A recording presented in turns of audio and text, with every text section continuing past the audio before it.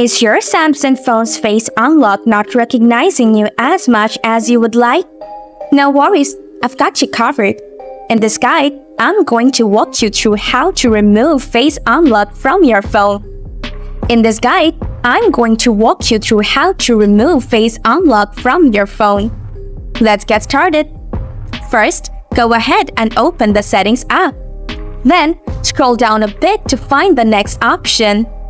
After that, tap on Security and Privacy. Next, scroll down once more to locate the right menu. Tap on Biometrics to proceed. Next, tap on Face Recognition. Enter your current security password, PIN, or pattern when prompted. After you have done that, tap on Remove Face Data. Then, confirm your action by tapping Remove. And that's it!